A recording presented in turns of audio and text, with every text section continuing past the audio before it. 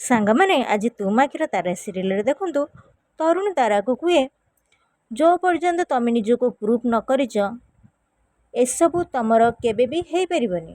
ଆଉ ଯଦି ତମେ ସତରେ ତାରା ହେଇଥିବ ନା ତାହେଲେ ତମ ଅଧିକାର ତମକୁଠୁ କେହି ବି ନେଇପାରିବେନି। ସେସବୁ ତମକୁ ଆପେ ଆପେ ମିଳିଯିବ। ତମକୁ ଏବେ ଏ ମଙ୍ଗଳସୂତ୍ର ଦେବାକୁ ପଡ଼ିବ। ତାରା କୁହେ ନାଇଁ ତରୁଣ, ତମେ ଏତେ ବଡ଼ ଭୁଲ କରନି ପ୍ଲିଜ୍। ତରୁଣ ମଙ୍ଗଳସୂତ୍ର ଆଣିବା ପାଇଁ ହାତ ନେଉଥିବା ବେଳେ ତାରା ତରୁଣର ହାତକୁ ଛାଟିଦିଏ। ତରୁଣ ହାତର ରକ୍ତ ତାରା ମୁଣ୍ଡରେ ଲାଗିଯାଏ। ତାପରେ ତରୁଣ ତାରା ବେକରୁ ମଙ୍ଗଳସୂତ୍ର ଛିଡ଼େଇ ଆଣିଦିଏ।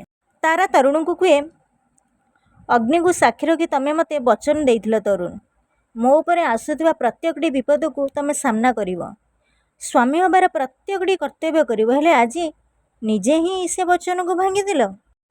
ତାରା ମୁଣ୍ଡରେ ହାତ ମାରି ଦେଖେ ତ ତରୁଣ ହାତର ରକ୍ତ ତା ମୁଣ୍ଡରେ ଲାଗିଥାଏ। ତାରା ତରୁଣକୁ କୁହେ ହେଲେ ମୁଁ ହାରିକି ବି ଜିତି ଯାଇଛି। ମୋ ସତ ହେବାକୁ ଦେଇଛନ୍ତି ଭଗବାନ।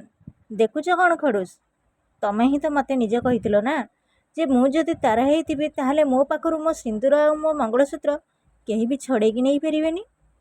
ଦେଖ ନା ଖଡ଼ୁସ, ଗୋଟେ ପଟେ ତମେ ମୋ ସୁହାଗର ସନ୍ଥକକୁ ଛଡ଼େଇକି ନେଇଯାଉଛ, ଆଉ ଗୋଟେ ପଟେ ମୋ ମଥାରେ ସିନ୍ଦୁର ଭରି ଦେଉଛ।